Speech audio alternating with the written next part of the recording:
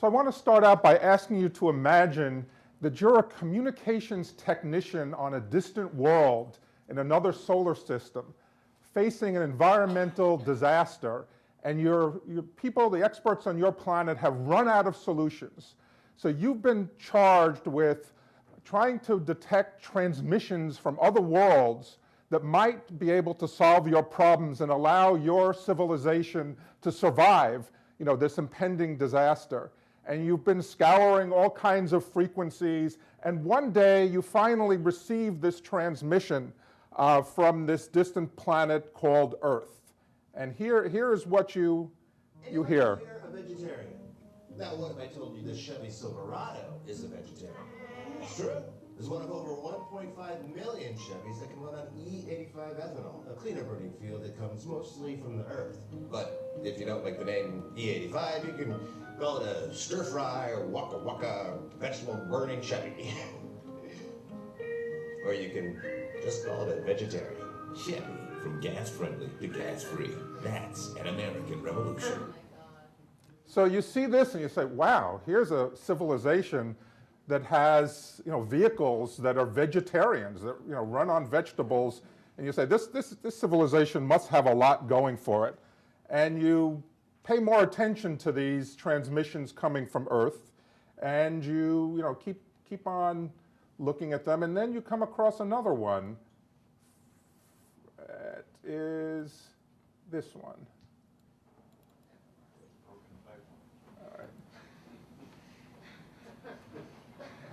Beyond darkness, there is light. Beyond a thorn, there is a rose. And beyond practice, perfection. Beyond fear, courage. Beyond 10 seconds, 9. Beyond danger, a thrill. Beyond power, responsibility. Beyond patience, fulfillment. Beyond a crisis, a solution. Disease, a cure. Beyond pain, joy. Effort, reward.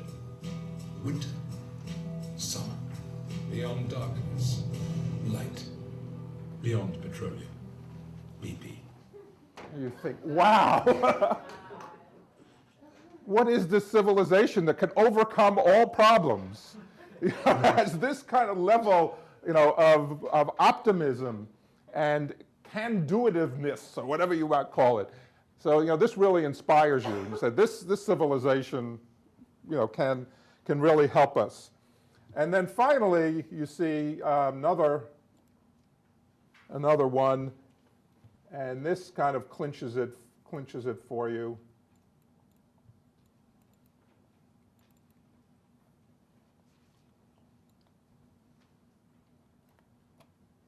Some of you may have seen this one already, but it's so much fun I had to include it.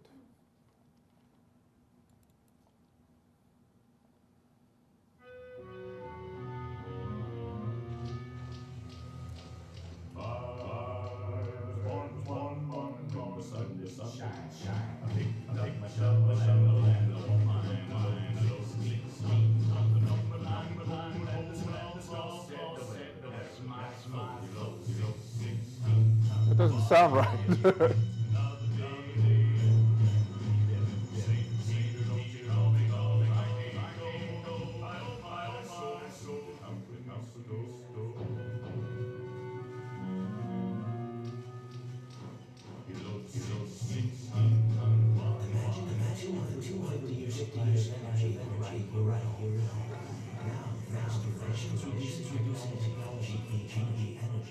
Harnessing the power of is beautiful, every day.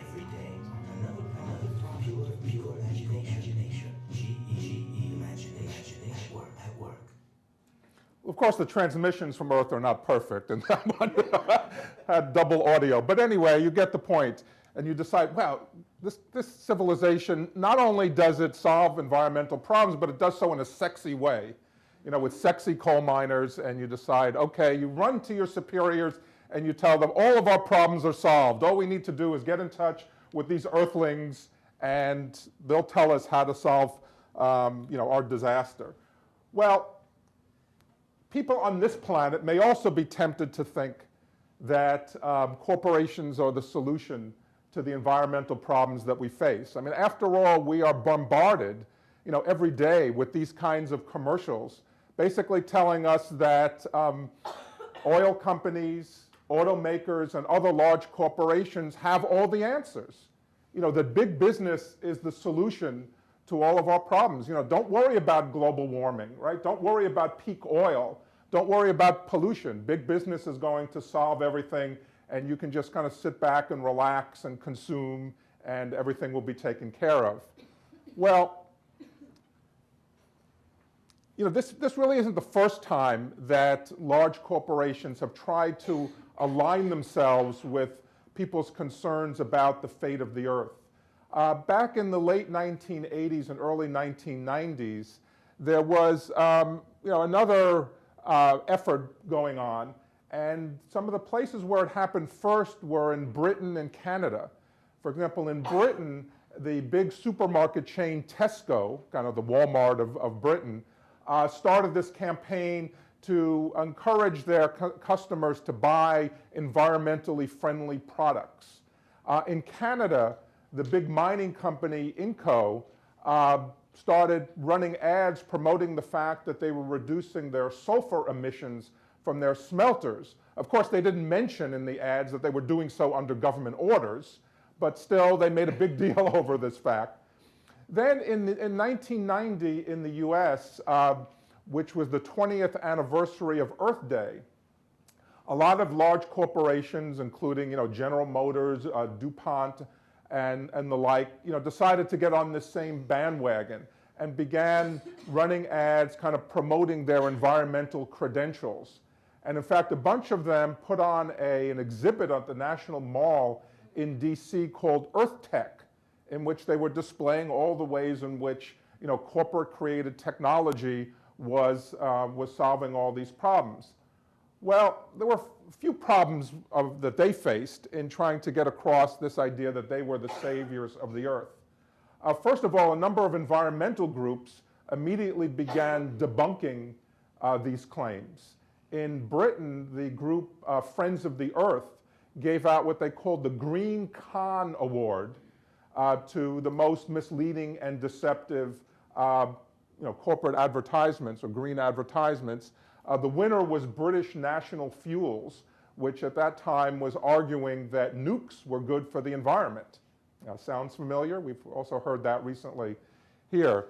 Then in 1990, Greenpeace, which had staged this demonstration at the Earth Tech exhibit, began putting out statements criticizing companies for whitewashing their environmental record, and they said that this was actually a form, what they called greenwashing. And as far as I can tell, that was the origins of the term greenwashing. Greenpeace began using it, and then they put out a report about greenwashing that got a lot of attention at the time.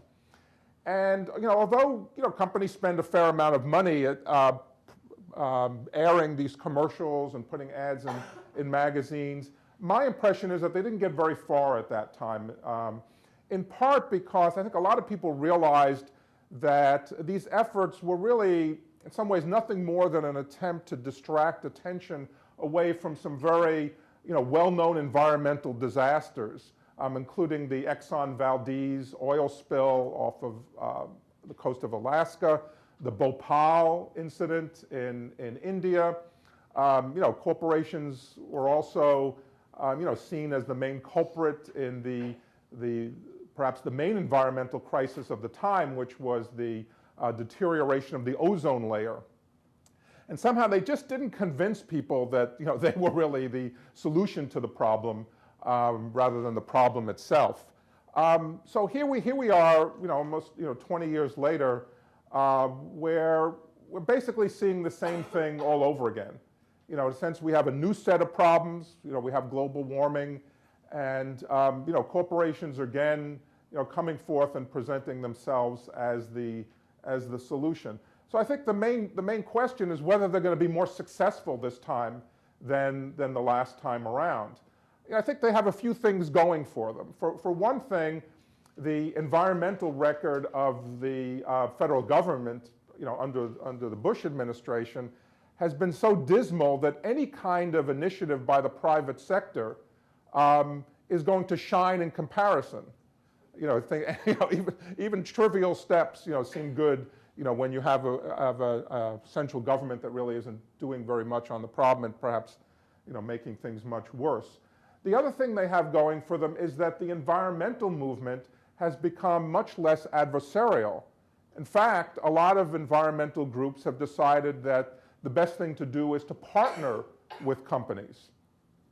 And you've seen, groups like Environmental Defense, Conservation International, and so forth, working directly with companies. And what that means is that they've become partners of those companies, and in effect, they have to become cheerleaders for what those companies do, even when those initiatives by the companies may be lacking. Now, of course, the point of partnering, they would say, is to make sure that the companies are doing more, but I think that's an open question, whether a lot of these groups are succeeding in making the companies more aggressive and really dealing with the problems. And in a few cases, you've had people, prominent environmentalists, such as the former president of the Sierra Club, actually going onto the payroll of a large company, namely Walmart, and arguing that its environmental practices, are real and represent a major solution to the kinds of problems that we face. I actually, have my doubts about Walmart, and I'll talk some more about that later.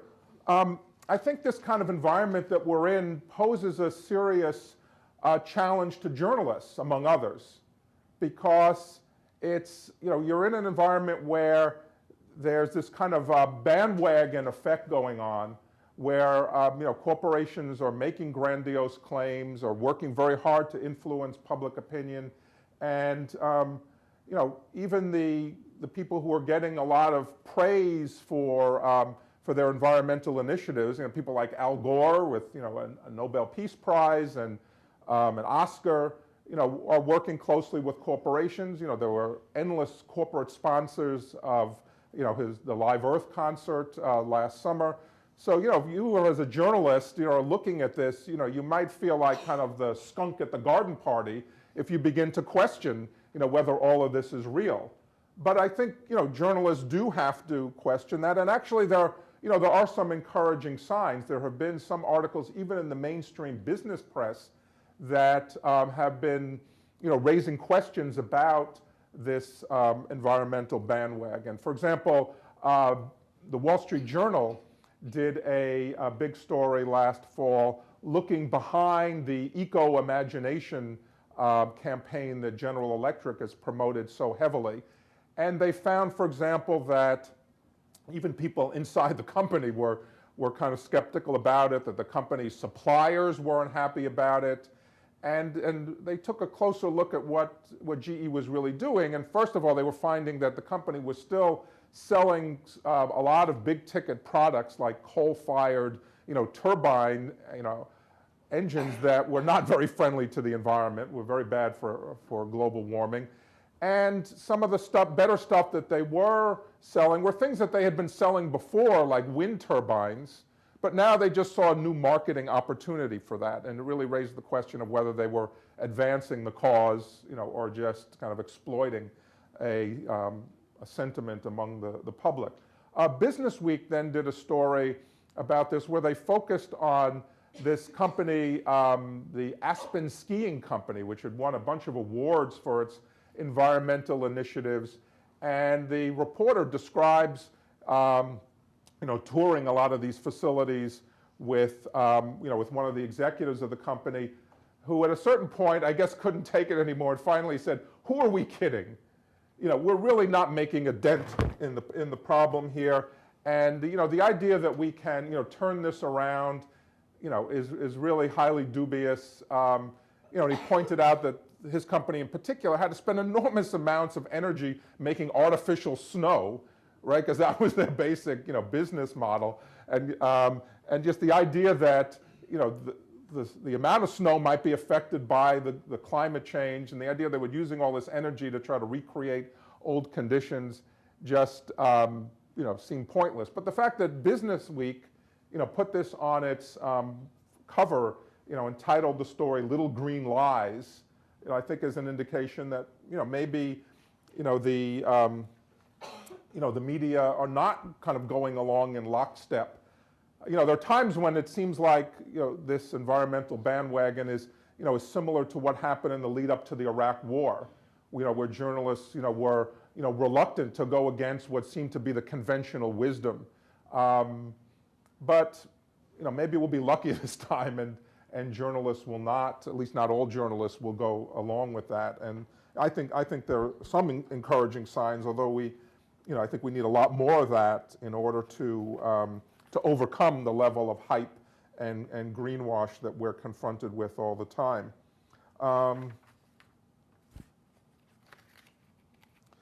Some other encouraging signs are just the fact that the term greenwashing has been kind of resuscitated, because after 1990 it was not a very commonly used term.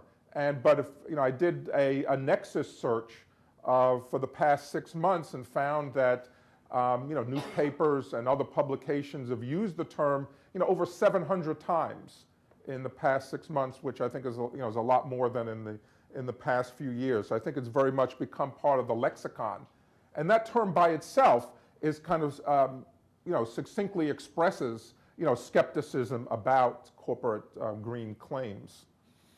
Some other signs are that some of the critics of greenwashing are being more careful and analytical about the way they look at the subject. For example, there's a small organization called TerraChoice that did a study of more than 1,000 products for which some kind of green claim had been made. And they found that in every single case but one, there was some level of exaggeration or distortion. And based on that analysis, they put out a paper called The 6 Sins of Greenwashing. And by the way, I just did a piece on this very subject on our website that has links to all of these websites that I'm mentioning. And so if I'll give you the address of my organization, it's Corp. Actually, I have some business cards. I'll pass these around. But in case you don't get one of those, it's corp-research.org, www.corp-research.org. And if you look under e-letters, you'll see the most recent one is on this very subject, and it has links to the things that I'm talking about. So the most common sin that TerraChoice found in these dubious green claims was the sin of the hidden tradeoff. That is, when a product is, some claim is made for a product on some specific attribute of the product, for example, paper that might have some recycled content, but nobody is looking at the whole process, by which that paper is produced. And there are lots of environmental problems, perhaps, with the whole paper process, but just because they use a little bit of recycled content, the paper is claimed to be a green product. And they go through a number of other examples of that. The examples of the greenwashing ads I showed you are from a website called the Greenwashing Index, which essentially is a do-it-yourself greenwashing criticism site. Those ads, were put up by users, usually, taken from YouTube video content, and then people go on there and they rate the sites, rate the ads according to the level of greenwash that they detect in there. So the idea that there's a whole greenwashing site and that people are actively criticizing those ads, I think, is another interesting development that again makes it harder for the companies to continue this. There's a project that I'm involved in a wiki called Crocodile, spelled with YL, crocodyle.com, which is a collaborative effort to create critical profiles of large corporations, including their environmental record.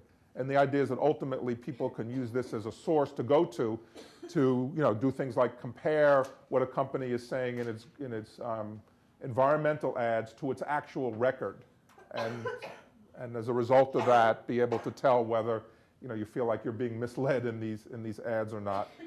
There's also the beginnings of some attempts to mock these ads, and there's another example. There's an example here on this site, which I will go to. This is an ad that was created by Greenpeace in Britain, and it is.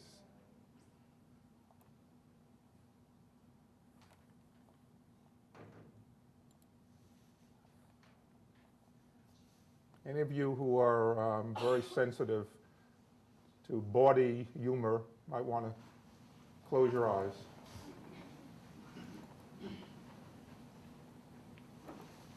You are my sunshine, my only sunshine. You make me happy when skies are gray. You'll never know, dear, how much I love you. Please don't take my sunshine away.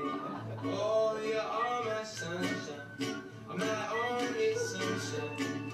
You make me happy when the skies are gray. You'll never know, dear, how much I love you. Please don't take my sunshine away. Until the sun shines out of your ass, use an energy-efficient light bulb instead. Be interesting to see if they run that one in the U.S. But anyway, but I think that's a healthy sign that people are beginning. To me, that's in effect a mockery, of the corporate greenwashing ads, while also conveying a serious message at the same time. So I'd like to see more of those. But in addition, there are other reasons why I think that the greenwashers have to be worried, which is that there are some indications that government regulation might become a little tighter in this area. Recently the Advertising Standards Authority in the UK determined that a series of TV ads being run not only in Britain but in many countries by the Malaysian Palm Oil Council were misleading in the claims that were being made about the environment. The government of Norway decided a few months ago to prevent all automobile advertisements from making any kind of environmental or green claims, even hybrids, because they thought it was misleading to suggest that any car could be good for the environment. Believe it or not, even US regulators may get into the act. The Federal Trade Commission, which part of whose mandate it is to regulate advertising, although they generally don't do it very aggressively, had back in the early 90s issued some general guidelines about green marketing claims.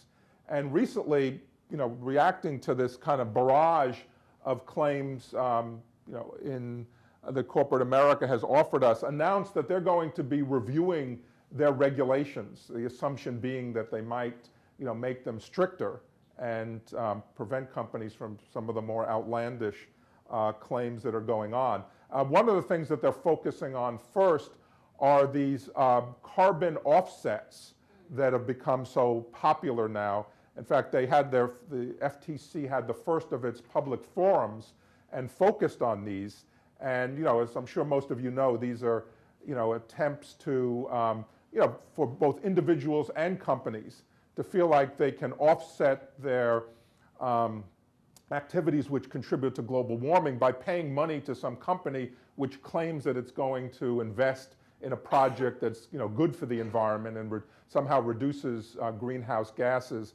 And the evidence is that most of these projects are dubious at best fact, even the likes of the Financial Times, the paper the business paper in Britain, did an investigation of these claims and found that most of them were completely worthless from an environmental point of view. So this is, one area that, may very well be in the FTC's, target sites. But, let's hope they also, look more broadly at the kinds of greenwashing that are going on. Now, I think it's clear that corporations are not going to give up their environmental claims without a fight. A lot of this stuff is good for business. And, I think that perhaps the hardest nut to crack in this respect will be Walmart.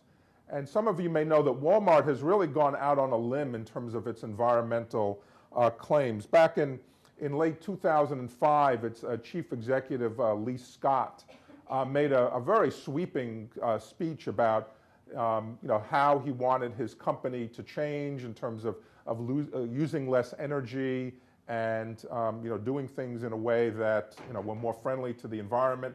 And not only did he want Walmart to change, but he wanted its employees to change, its suppliers to change, and by implication, its customers to change. And Scott recently gave a speech in which he kind of reaffirmed these goals. Of course, the skeptics said he did this because no progress had been made since the last speech, and he had to try all over again. But this time, he really upped the ante. He imagined talk about imagining unlikely scenarios. He said, well, a time will come when Walmart customers will drive to the store in plug-in electric vehicles, and while they shop at Walmart, their vehicles will be recharged in the parking lot using, solar panels and wind turbines. And so this is, I think this raises some difficult questions. On the one hand, some people may say, wow, this guy has really got it. This is what we need, this kind of, big picture thinking, ambitious plans, and so forth. But to me, I think there are some really serious, issues that have to be raised when a company like Walmart is pretending to be an environmental leader and pioneer. In fact, I think the whole idea of the corporations can lead the environmental movement, I think, is a very dubious proposition. And whenever I see these ads from Chevron, that say, follow us, as if we have to follow the corporations, in environmental reform, I think has turned around. I think corporations have to be made to follow the leads that the people make. But anyway, that's just my point of view. But in terms of, with a company like Walmart, I think there are some very difficult issues that are raised in seeing them as an environmental leader. The first is, can a company be selective in its approach to social responsibility? I mean, as much as Walmart is pushing on the environment, it really has not significantly changed its labor practices. And it still, does not respect the right of its workers in the US to organize. It still uses sweatshop, labor in its overseas factories. So the question is, can the company that does that kind of thing really be considered, kind of legitimate when it's claiming to do the right thing in the environment? In other words, can you kind of come to this, the way I think of it is that they come to the issue of social responsibility with unclean hands, or at least one hand unclean. And here they are offering this other hand, which may look clean, but is that a legitimate corporate posture, and is that acceptable? There's a difficult question. Some environmental groups have decided, that Walmart is big enough and has a big enough impact that they're willing to go along with them on the environment, even if they don't believe that the company's doing the right thing in other areas. But I think that's an interesting debate that has to continue. The second question, I think, is can a company that is obsessed with growth, the way that Walmart is, ever be a true friend of the environment? There's an argument that can be made that a key part of the solution to environmental problems is consuming less, at least in richer countries, that we need to consume less. Walmart is in business to get us to consume more. And even if there are, solar panels in the parking lot, they're still going to be asking us to, go into the store to buy more of the junk that they sell there. And the question is, can that ever be a sustainable model?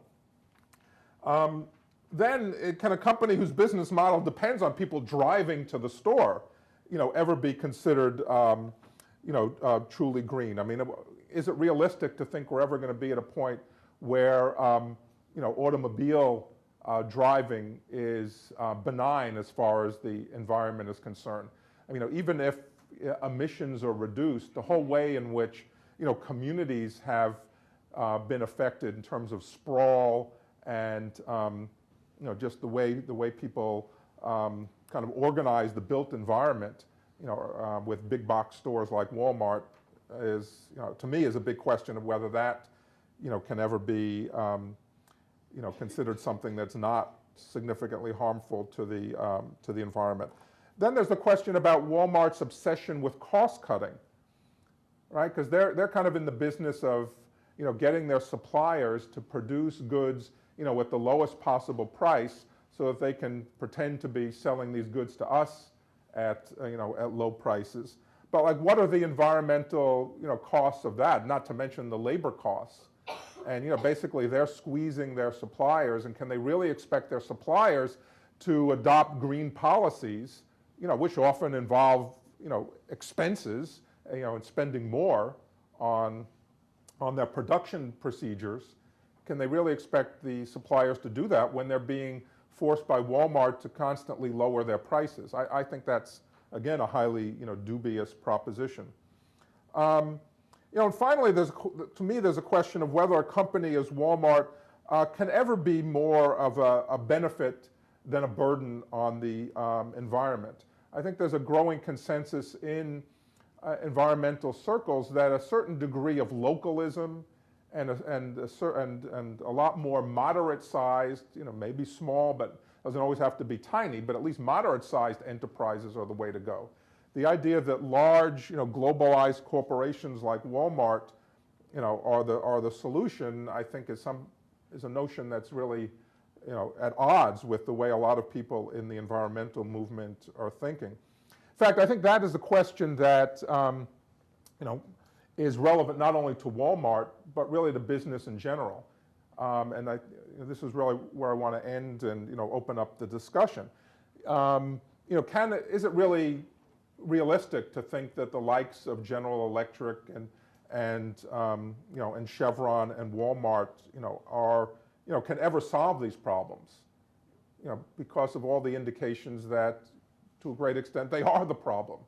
And so I think that's the issue. That's the issue that I think we have to address, and that's a message that I hope that will be conveyed not only on this world, but to those on other worlds who may hear about, who may get these transmissions and may be tempted to think that corporations, do indeed have all the answers to the environment.